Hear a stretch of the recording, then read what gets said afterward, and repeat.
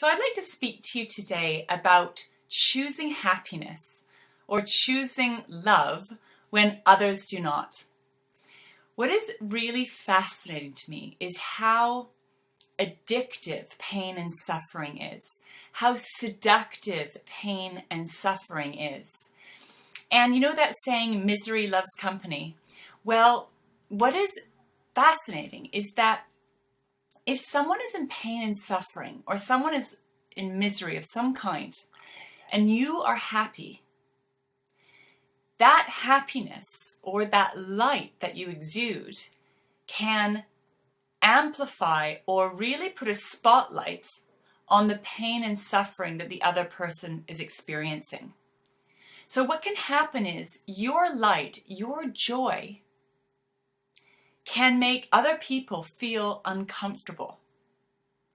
So often what we've learned at a very, very young age is to not be too happy, to not be too joyful, to not have too much fun, for life not to go too well for you, because people around you may resent you or try to squash your light.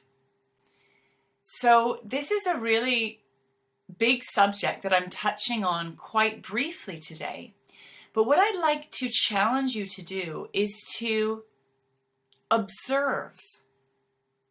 Stay in your vibration of happiness or joy and watch what happens when you go out in the world with that.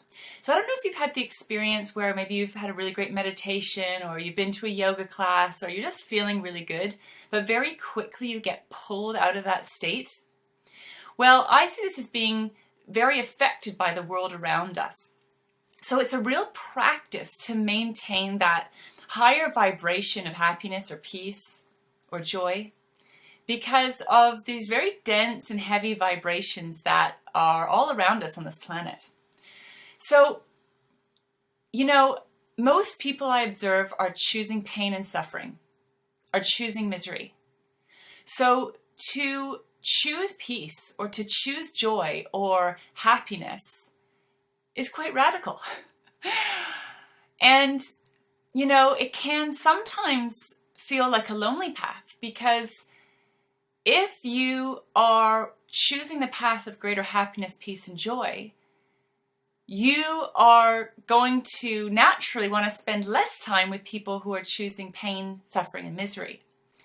So find those places, find those people where you can be you, where you are celebrated for who you are, rather than criticized or judged or squashed for who you are. Spend more time in environments that support your light. And watch the tendency that you may have to dim your light or lower your vibration in order to fit in with the world around you. Like I said, it's very seductive, that pain and suffering, and it's very easy to get pulled into that vibration. It takes a bit of a discipline to stay in the vibration of peace, joy, happiness. And this is why I'm so big on a daily practice of meditation, yoga, exercise, eating well, whatever it is for you, to maintain this higher vibration. And from my point of view, it's your true nature, the truth of who you are.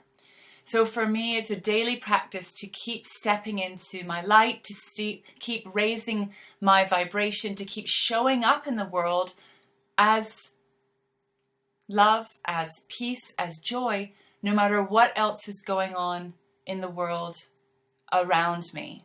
And I would love to invite you to do the same.